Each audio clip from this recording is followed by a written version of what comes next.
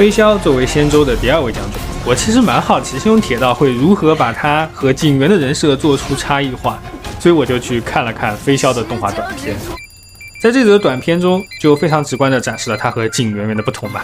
都是7点钟的闹铃，景元要赖个床，而飞霄十分自律的就起床了，而且还会当代人失传已久的叠被子。就这一个细节，大概能看得出来，想当大捷将军，首先就要自律。半个小时以后，景元开始了他悠闲的老年退休生活，飞霄十分自律地跑起了步。这就是不怕别人比你有天赋，就怕有天赋比你还努力呀。那到了早饭时间，景元清一色的传统早点，飞霄冰美式加三明治、土豆泥加蔬菜沙拉，十分的西式。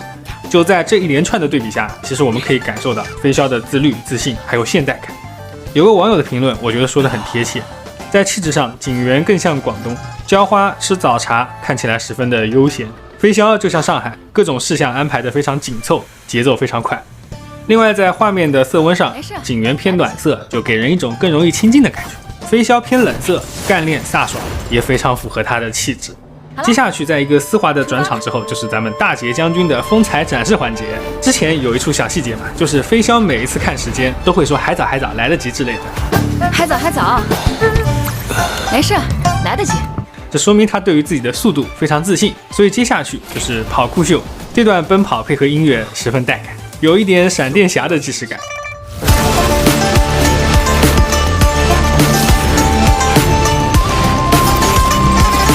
紧接着一个跳跃来到空中，那么到这里这一整段的表达让我感觉飞霄是一个元气满满的将军。就这种元气啊，就让我想到咱们年轻的时候还能跑能跳的时候，也会跳上10吨子来一下子。虽然说在3次元有点神经啊，但是这就是对自己身体极度自信的表现。现在咱们就不会这么做了，就怕一个脚滑然后摔个狗吃屎。而在空中呢，飞霄发现了一起恶性事件，那么接下去就是咱们大捷将军小试牛刀的时刻了。那这一段的 BGM 啊，其实改一改那也很对味。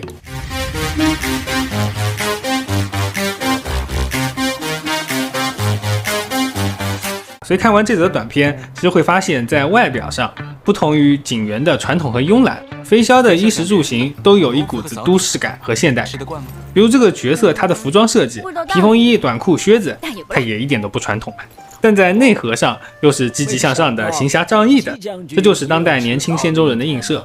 另外我挺喜欢飞霄重新定义了3无：无虑、无悔、无敌。虽然身负绝症，但是积极乐观，非常洒脱的心态。如果说景元是运筹帷幄的帅才，那么飞霄就是冲锋陷阵的将才。看完这个短片也真是让人为之一振，于是我顺手就上了号看看自己手里的资源。终于也是在4个版本之后啊，攒到了60车票和4000多的星球，加上这个版本送了10连和飞霄将军要送的1000星球，我觉得我又能物色一下新伙伴了。虽然说我每一次都是小保底要歪，但小火车我劝你对我这个回归玩家要好一些。